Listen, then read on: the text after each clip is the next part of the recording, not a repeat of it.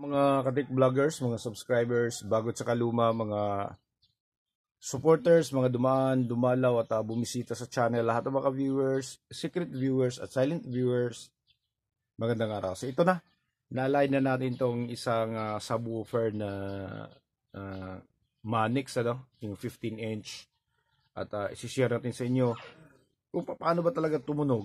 Kapag nagpapagawa tayo ng subwoofer, syempre ititest sa atin yung bass. So wag nyong kalimutan, lagi ko naman sinasabi dito sa content natin na kapag nagpapagawa kayo ng iba't ibang driver, kailangan nyo munang itest.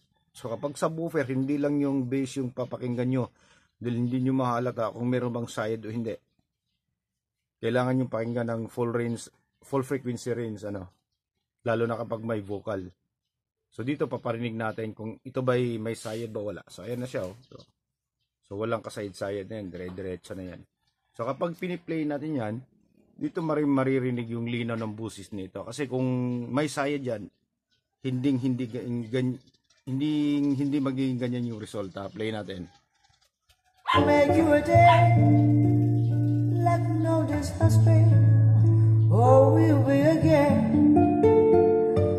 We'll sit on the sun, light on the rain, talk to the trees. Kapag hininaan naman natin yan, kailangan normal pa rin yung boses niyan.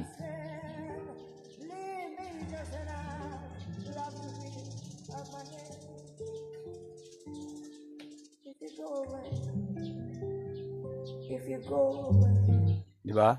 So kailangan nyo lang yung importante kapag nagpapagawa tayo ng mga speakers, iba't ibang driver. Kailangan talaga natin i-test, hindi lang sa isang frequency range, kung mid. Okay? Wag lang yung mid na napakataas. Kailangan yung pati mid-low. Kailangan mong i-try. So kung full range naman yung driver natin, instrumental, kailangan pa rin natin i-test sa bass. Okay? Sa mahina at saka sa malakas na volume level.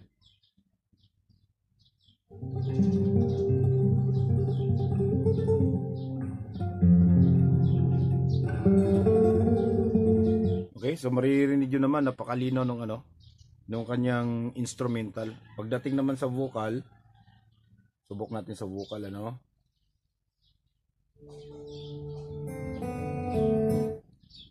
hanap tayo ng ibang. Yan, pakinggan nyo ng maigi.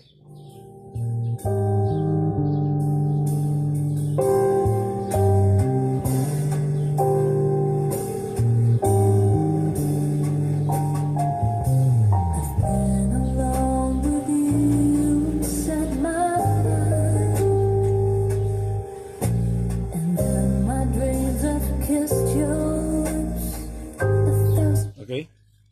So okay siya, malinis siya. So ginawa natin dito, binaklas natin to lahat, baklas natin lahat, tapos inalay natin ng maigi, para magiging sintro. Sinipa talaga natin. As usual, basic lang naman yung pag-align, pero may mga babantayan ka pa rin, lalo na kapag iba na yung nagkabit ng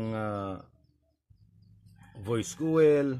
Sa ibang voice coil na yung ginamit, kasi yung alam ko yung voice coil dito na ginamit ay ibang klase, so iba din yung kinabit niya dito, kaya kulang siya ng